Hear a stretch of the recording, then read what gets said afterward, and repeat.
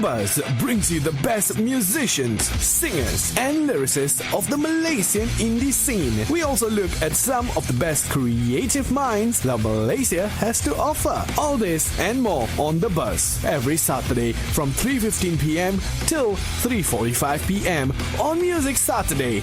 Join us right here on TRAXXfm.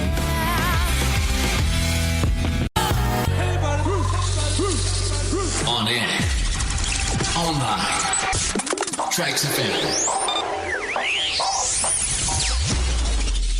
Roughly around 16 minutes past 3. Good afternoon, Malaysia. Otto with you on Music Saturdays. And today's interview feature, as you've already known, if you check out our Facebook page right now at TRAXXfm Official, TRAXXfm OFFICIAL. We are with Phoon Ho. He's in the studio right now, and if you want to check him out live, you can do so right now because he's also online with our very own KG. Also is in the studio as well. Hello, hello. Yeah. So good afternoon, guys. Thank you so much for being in the studio with me. Good afternoon, KG. Good afternoon, Otto. Good afternoon. Nice to be here. Yes, sirree. So you are an actor as well as a stand-up comedian. Mm-hmm. So how is that like in a nutshell? In a nutshell, I would say you're very, very free if you're not a progressive thinker, not an entrepreneur thinker. Mm-hmm. Like I try to make both lives work. One as an actor and the other one as a comedian. Mm-hmm. I guess in some sense it's like actor by day and comedian by night, because most of the shows, if not every show in Malaysia, is in terms of comedy happens at night. So during the day, you're an actor, yeah. But it's not like a comedian actor per se. What I do is I like to, of course, act. That's my number one passion. Mm-hmm. But at the same time, I like to help other actors like get the roles they want, which is why I have a talent company, why I have also a company that handles productions, and a company that handles the creative part of stuff like the writing and things like that. So basically, it's about creating opportunity and at the same time creating some money to feed my kids. So you're the entrepreneurial kind of actor. So you're in the where you're not out of business. You're gaining more business acting. He's also a CEO. Yeah, he's the CEO of Love. I think if you form your own company, that's the first thing you want to give yourself, right? I'm the CEO. Founder and CEO. Founder, whatever. Bring pride to the family. That's right. I have this. I actually have two companies. One company is basically Laugh Labs Entertainment, which we like to pride ourselves as a comedy consultancy company, like meaning if you want to do anything in terms of comedy, like for like whether you're a client, whether you want to do it for TV, this and that, we would be probably one of the first people you would come to, because we'll tell you who you can work with, and at the same time who you probably shouldn't work with. But that's in a nutshell, right? That's pretty much in a nutshell. So let's go back from the very beginning when you started to have this epiphany. Okay, I think I'm going to be an actor. But you said it's your passion from the very beginning, from the get-go, right? Yeah. So what did you say to your parents? I didn't tell them anything, but it's something that I told myself, that because I have very strict parents, and most of the time I do a lot of acting at home. So why not do acting for other people instead of my parents instead? So that was the motivation I gave myself. I think. Okay, Karen. And actually, the first ever gig, believe it or not, it's actually with RTM. Oh, wow. TV Pendidikan. Oh. So there was like my was sort of like a how to say, a launch pad or a jumping board or whatsoever, because they actually approached me because of the friends that I have. Like, hey, do you have a friend to introduce into this? Then some of my friends who are already like either interns for RTM introduced me to this, and I started with TV Pendidikan. Fell in love with it, and then after that I thought, hey, it's something nice to do, and I continued doing it. And see how the tables have turned. But TV Pendidikan is more about education, not more about comedy. So how did you relate between those two? Okay, so when I first started on TV, I have like two sides really. By then, one side is I was with a bunch of friends whom were very, very into comedy. I was basically the one who's not the funny one. So what I had to do is, even though it's not funny, I had to tell myself that, you know what, I have something they don't have. I have this thing called hard working. So I basically work harder than pretty much all of them. Whatever material they had, I helped them like jot it down on a piece of paper. I helped them develop them into like full-fledged jokes, and also I basically started off as someone sitting down, collecting their jokes, trying to improve them on paper. And after that, helping them to direct and turn everything into a sketch. Mm-hmm. So from the start, from the get-go, I kind of trained myself to think like, how is it like to watch the show as an audience, and how, if you reverse engineer it, how does that happen? And for me, it's always the writing first, because you need to have your ideas down on a piece of paper. I'm going technical, right? It's Saturday and nobody wants to think about work. Very technical. So piece of paper first, and then from there you can basically, okay, this is the part can be funnier. This is the part where you have to cut the other actors have to come in, so on and so forth. So like I said, I may not be the funniest, but I'm very technical and also the most hardworking. But then again, when you look at jokes, right, it's very technical in a way as well. Exactly. There's 3 parts of it, right? It's there's the hook, line, and sinker or something. I'm not sure. I think the easier way I think the easier way to do it is basically you have a topic or slash premise, whichever you want. You come up with the topic, then you come up with the premise, and then you have the twist, meaning you jumble up the premise and the topic with another associating topic or premise. You get the twist, and from the twist you have the punchline. Oh. So if you want to break down jokes in a very technical way, I have this definition that I really follow and use it as an experiment to all my jokes, whether it works or not. Is basically a joke is 2 generally accepted ideas that has a contradiction. Okay. All right. So how did you develop this? It's basically through I think. When we talk about comedians and where we get our craft from, over here we don't have like a comedy school or anything. All right, yes. So we don't have. Mm-hmm. So YouTube would be the best way to learn. And you go on YouTube and you want to learn how to write jokes. There are tons of videos about joke writing. So what I did was basically I watched a whole lot of it and basically summarized everything into that definition. And although it sounds very boring on paper, but it's something that you can use to test out your jokes. Mm-hmm. So like, why are people not laughing? Okay. You can test it out. Like, okay, maybe the topic is not general enough. Mm-hmm. All right. Or maybe the disagreement is not too strong between the 2 topics. That's how you basically go back and check on whether your jokes work or not. So I'm very technical like that, and it's very boring. All right. So it's, say it sounds good on paper, right? Mm-hmm. Who do you work it on? Who do you work it on first before bringing it on to the crowd? Yeah. So right now we can say that we have 2 running stand-up comedy clubs in Malaysia, which is Harif Skana's Joke Factory, and also Crack House Comedy Club at Taman Tun. Mm-hmm. And that's where we test out these jokes. And one of the main problems that people don't understand with comedy is there's no audition. You cannot audition. There are no like 4 like superstar judges in front of you judging you on the jokes. You have to really test it out on general people. So you get whatever you get. We have an open mic. When there's an open mic, what you do is you just turn up with your jokes and just test it out one by one to see whether it works or not. So that is basically your audition. Your audition is literally your performance. Mm-hmm. Putting yourself in the firing squad. Exactly. With no laughs. Yeah, no laughs.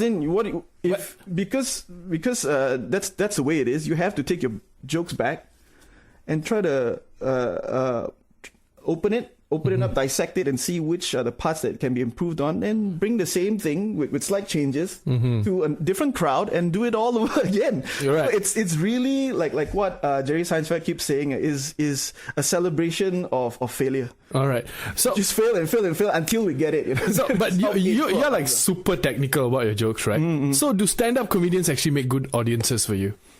The answer is no. Why? Answer is no. Why? And I've been to like doing shows in Australia and all where there are clubs where there are more stand-up comedians than audience themselves, because they each want to try out their jokes and you become very judgy, Oh. But most of the time you get the sense of the feeling where this person in his brain goes like, "Ayya, should have. That could have been my joke." Yeah. That sort of a feeling. So that's in a sense the sense of a competition right there, and which is why we like it back here in Malaysia, where we try to limit the amount of stand-up comics within the show and try to make sure there's like a 50-50 stand-up, 50% stand-up comedians and 50% General audience. Sometimes there are more audiences, which is always works for us in favor for our jokes lah. So so that's the good thing we try to do here. Outside, like I've from the experience I got from Australia and what I heard, some of our friends, Malaysians actually, who's touring around America, that's completely different, man. You're talking about 20 over comics within the club, and those are the audience, and those are the comics themselves. So it's just one after another. Tough crowd, huh? Yeah. And the thing about crowds like that is it's a completely useless experience because you won't be able to test out your jokes. Yeah. Because these are the same people who probably won't buy your tickets. And these are the people who are busy dissecting your jokes as well. At the same time, yeah. But it's nice if it's like, because what I hear around here, we are very helpful with each other. So we're not technically competing with each other. We help by, after a comedian steps off stage and we probably one or two jokes that didn't work, straight away another comedian friend will like, hey, you know what? This is what you should say. Yeah. That's why we have our mamat sessions after the shows, which are always, I think, very helpful in that sense. And we understand this. Why? Because last time when things were better, if you know what I mean, our foreign friends will come down, and they really like the environment that we've built for comedy here. So we're so helpful because we've been told that the culture in UK and America, it's too competitive. Oh, so we are the welcoming ones. Yeah. So it's like open house at the comedy club every day. Yeah. I have a story on this actually. So I think the bunch of us, the stand-up comics, we were privileged enough to get a show on another TV station, and it was a competition. And during this competition, there was a roast session. Ooh. A roast. We get to roast each other. Yeah. So on TV, the audiences watch it and go like, oh my God, these guys are so brutal to each other.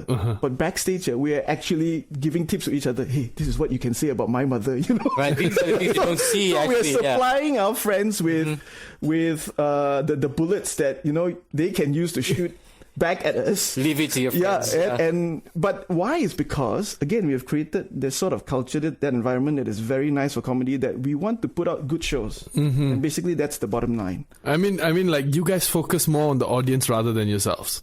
We try to. Sometimes it's about, again, 50-50 because we have to, in a sense, train the audience to appreciate jokes. Yeah. And how it's structured. And so if we play to the audience, we pander to the audience, which is not a very nice thing to say, is we would use something easier. Easy to accept, more general. Very general, not very well structured, but the usual names and caricatures and characters would just basically come into your punchline, and we call it low-hanging fruits, which we always try to avoid. But sometimes you got to just get those low-hanging fruits out of the way so that you can reach for the better ones, So that is like a sort of like a ballet. That we always try to dance around. Okay, I can't make this joke work. Let's come up with a really bad punchline and see whether it works or not. It works. Okay, fine. That means the structure is fine. But now we just need to improve the punchline. So very technical. I think we're in a very precarious industry right now. But then looking at this comedy structure here in Malaysia, it has evolved into something much more of a family kind of thing, right? Yep. As opposed to other countries or other. Where they get shot outside the comedy club. Yeah, but backstage they're like, this is how you should shoot me. Yeah, this is how you shoot me. Here are the bullets. Take the gun. Yeah, but the idea is also keep everything in secret. Sometimes it's about not telling people how it's actually done backstage, but I've been telling too much already right now. Yes, exactly. So I'm going to stop you right there. Are you going to be outed? I'm going to stop you right there. We're going to take a short break right now. If you've just tuned in, we're currently talking to Phoon Chi-ho. He's an actor and also stand-up comedian. And just to say hello to those who are actually online right now, say hello to Liman Hui, T-Rex, Rani, Vatya, Leong Chi Keng, and also Dr. DK Ahmad Tajuddin. Thank you so much for watching, and please remember to share, like, and also comment if you like. If you want to ask any questions, then we will definitely toward that question to our guest for today. In the meantime, we're back to more music. Yes, anything. Yes, anything goes. Keep it clean. You got it locked on the best radio station. TRAXXfm. Be inspired, informed, and up to date. Tune in to Trax Momentum interview feature of the day at 11:15 a.m. Join us as we speak to our panel of guests on various topics. Health on Trax on Monday. Tuesday, Spectrum. Wednesday, What Matters? Face to face with our guests on Thursdays. And on Friday, tune in to W Talk. Trax Momentum, Monday to Friday, 10 a.m. to 2 p.m. Only on TRAXXfm. On air. Online. TRAXXfm. Thank you very much for staying tuned with us. It's 33 minutes past 3. Otto in the studio with our special guest today, and also I'm accompanied by KG. He's up. Yes, our special guest today is Mr. Phoon Chi-ho. He is an actor and also stand-up comedian, and we're talking about the industry of comedy as well as in acting business, and he's doing very well. And if you don't know him, you should actually know him right now. You should go watch his shows. Exactly. So ask the first question, KG. I'm going to give you the opportunity now. The opportunity. Well, my question is, of course, what makes a bad audience, man? Bad audience. Yeah, and what makes a good one? Well, a lot of people will tell you that there's no such thing as a bad audience. Really? Only a bad comedian. But in Malaysia, I would say maybe there It's a hard crowd. Difficult crowd, like tough crowd, this and that. Why? Is because we don't actually only have comedy shows here. So now, if you're paying for the tickets and you don't laugh, I would say that's the comedian's fault. But in other situations, like especially here in Malaysia, and why? Let me tell you why comedy is very lucrative here. It's because we are pretty much the only country who accept stand-up comedians as a form of performance for corporate events. You go to Singapore, very little. You go to America, much worse. Go to Australia, UK. You don't find such things. Over here, now we can really tell whether a comedian is a good comedian or a bad comedian, because the corporate crowd is actually very, very tough. Why? Let me tell you this. Because during corporate events, if you've ever been to any, it's usually like an annual event, an annual dinner or something like that, where the food is so great that, you tell yourself and you motivate yourself, you know what, at the end of the year, my boss will belanja, and then we'll all eat very huge tiger prawns. Okay. And suddenly, while you're eating tiger prawns, you're forced to listen to a comedian. You're not gonna laugh. Your focus is in trying to peel tiger prawn, nicely, get every meat. Make sure you get the ending part of the tiger prawn to ensure it's not still stuck at the tail. All those things, and you suddenly have to kind of react to this guy. Very difficult. So I would say those crowds are very tough. I wouldn't say they're bad crowds, but I think if you teleport this crowd straight to a comedy show, the scenario will be different. So you're talking about a lot of things. You need to have a good comedian, you need to have a good crowd, and also a good situation and environment to enjoy comedy. So that is where my comedy consultancy company comes in, because we have to advise people that, the situations you've created might be difficult for, number one, people to enjoy comedy, number two, difficult for jokes to work, and number three, difficult for the performers to even perform. Yeah. The situations has got to be right. So, if you look at what I've done, is we have somehow programmed the shows for corporations down to the T, where we will tell them, you know what, if there's food served and you're eating with your hands like prawns, don't put a comedian there. Okay, you put the comedian where the crowd is enjoying easy things like fried rice. Because you just basically scoop into your mouth. Or like finger food. Like all the easy to consume stuff, right? So that's where I usually work. In fact, in my contract, when I perform for corporations, there's basically a clause that says that if food is served, I may choose to leave the stage earlier. Because really, if you are putting a comedian that is a barricade against food in Malaysia, no food chance. Always wins. No chance. No chance. No point writing good material. Food wins. For me, right? The follow up to that answer is for me, if I was a comedian up there and I know the situation. Oh, they're gonna eat this, right? They're gonna eat crab or gonna eat whatever seafood. I'm gonna make them laugh so hard that they'll be like Snorting. and like that. Try imagine the HOD like pukes on the CEO's face or something, man. That would be We weird. always try to do that, but usually crab and prawns always win. You know, they're the ones like. And it's funny because like we in Cantonese, do you know how to say prawn in Cantonese? Nuh-uh. Ha. Ha. And they multiply the ha, ha, ha, ha, ha, ha. So it's like they rather have the ha, ha, ha rather than laughing at us. But it's good, right?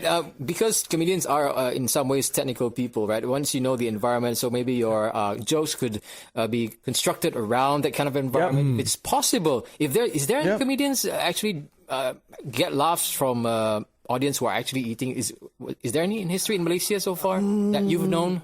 I would say some really, really good ones, and I don't want to mention names here, and I'm telling you, really, really good ones have tried to, but they have since navigated away from trying to. All right, because I actually got the clause from the comedians I mentioned. Okay. Wow. They're even deliberately trying to avoid it.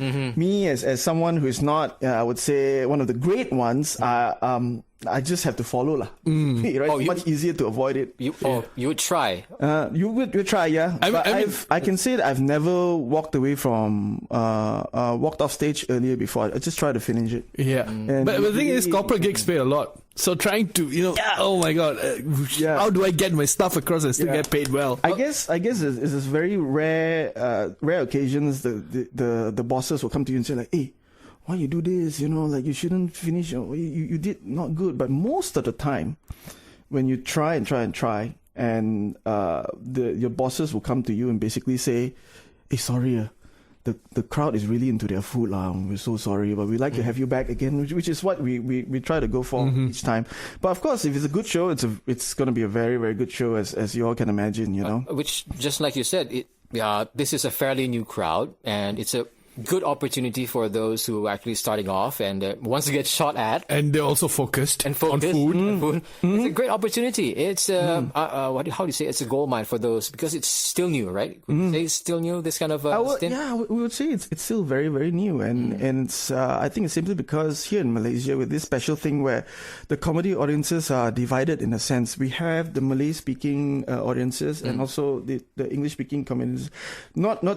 I'm not saying that they speak English and one speaks Bahasa Malaysia, but the form of comedy they enjoyed. From which language? Yeah. So some basically used to watching stand-up comedy, performed in Bahasa Malaysia, and some are just used to watching in English. In English, and the English ones are basically, I would say, different kind of tough because they are exposed to other stand-up comedians outside the country. I'm talking about, other streaming stations, YouTube, and over the Malay speaking comedy side, they're only just listening to Malaysian introduced to stand-up comedy because previously it's all sketches. Wow. So That's actually a very good viewpoint right there. Definitely. So I have a follow-up question for that. But if you are currently listening right now, you can also follow us on our Facebook page live right now at TRAXXfm Official. You have any questions, you'd like to say hi, give a love or a thumbs up, please do so,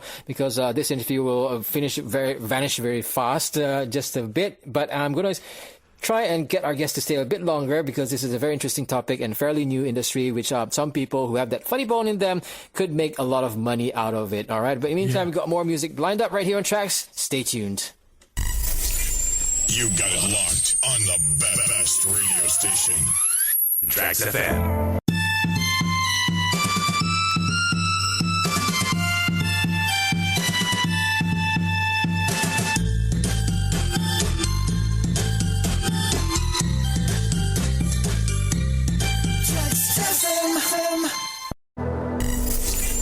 You got it locked on the best radio station. TRAXXfm. And good afternoon, Malaysia. 44 minutes past 3. Still on today's topic with our special guest, Phoon Ho. He's an actor and also a stand-up comedian. Thank you so much for being in the studio. And also KG is with me as well. Hey. You guys, always a pleasure, guys. Yes, and if you want to check us out, check us out on our FB page right now at TRAXXfm Official. We're currently live. So my follow-up question, based on the previous question we asked, since you know that you are going to this corporate gig event, right? And you know what they're going to eat, you know the percentage of the guests, probably Malay, probably Chinese, probably Indian. So when you structure your comedy gig, right? How do you, How does that play into it? Yeah. So, usually we would try to look for certain corporations or which, they have experience watching stand-up comedy before, by basically asking them like, might this be your first time hiring a stand-up comedian, or were there other stand-up comedians? And we, from there, we can kind of gauge that, okay, what kind of stuff they're into. Mm-hmm.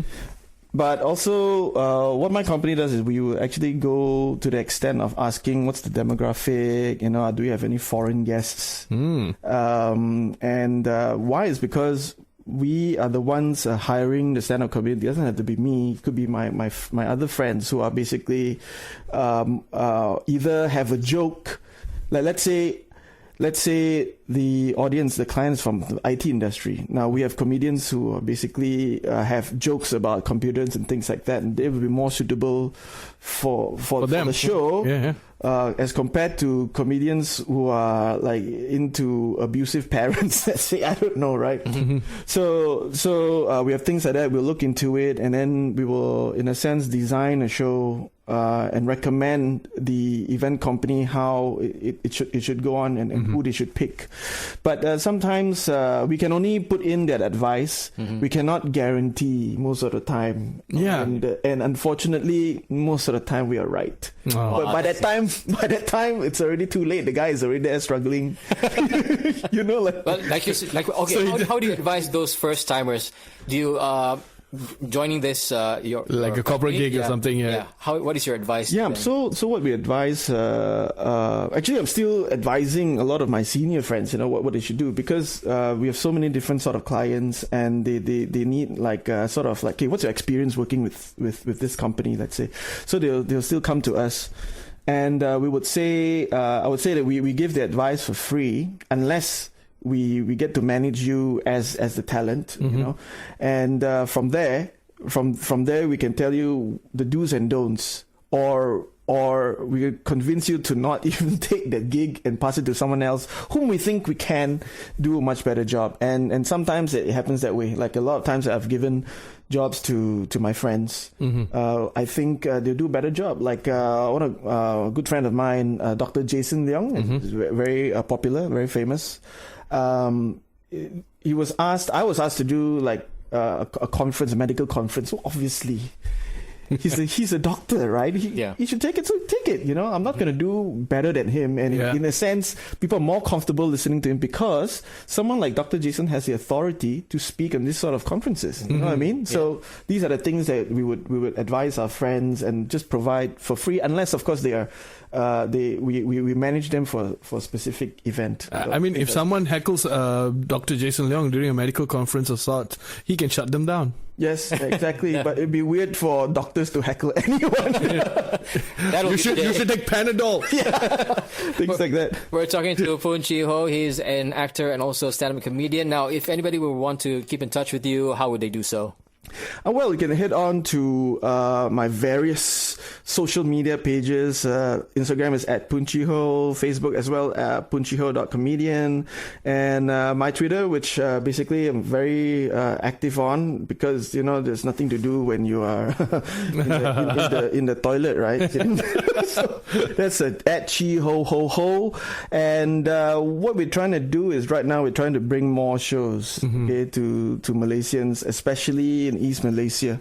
So untapped market. We've got in a sense untapped market, and also a very, very good market, because every time me and my friends that we go to East Malaysia, we have a good time, they have a good time. And it's something about again, maybe I'm not putting some people in Semenanjung Malaysia in its place, but in their places, but people in East Malaysia are somehow more open and relaxed so we keep saying, after coming back from East Malaysia, why we enjoy is because they laugh the loudest. Really? Could be because of the trees. There's more oxygen there. Yeah, and also another thing I've noticed, right? My friends from Sabah and Sarawak, they're less reserved. They're very, very much less reserved compared to some of my friends here. They laugh, they love, and they live louder than all of us. So to all our listeners in Sabah and Sarawak right now, big shout out to you guys for making our lives happier.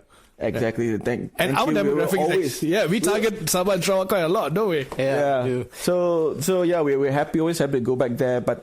But obviously, if you compare it to KL, it's much more of a scene here, but not in Sabah Sarawak. But the only way is to really going back there. We bring the talents up there to perform. It's easier to bring a person compared to 1,400 audiences here. Exactly right. Yeah. Exactly right. But if you want, they can. I'm not denying it. Yeah. All right. So thank you so much to our guest today, Phoon for being in the studio. It's very enlightening, and it's an untapped market as well. So if you have the time, if you feel that this is your calling, get in touch with him, and he'll sort you out. He'll sort you out. He'll get you laughing. I think we should try out as well. Yeah, that's a specific comedy that I can do, a specific comedy that you can do. Both of you should. Other radio announcers have done it before. That's the challenge. Okay. That's right. Right. Oh no, we have been called out. No, but that's the thing, right? I believe that everybody has got their own brand of comedy and all that. But I would definitely love to try out an open mic. 3 minutes, right? Our talk sets are shorter, lah. Yeah, exactly. Hey, our talk sets are longer, lah. Can lah this one? No problem. We go do. That's the spirit. Okay, so thank you. And then we'll never show up. Thank you. Majulah komedi untuk negara. You got it locked on the best radio station. TRAXXfm.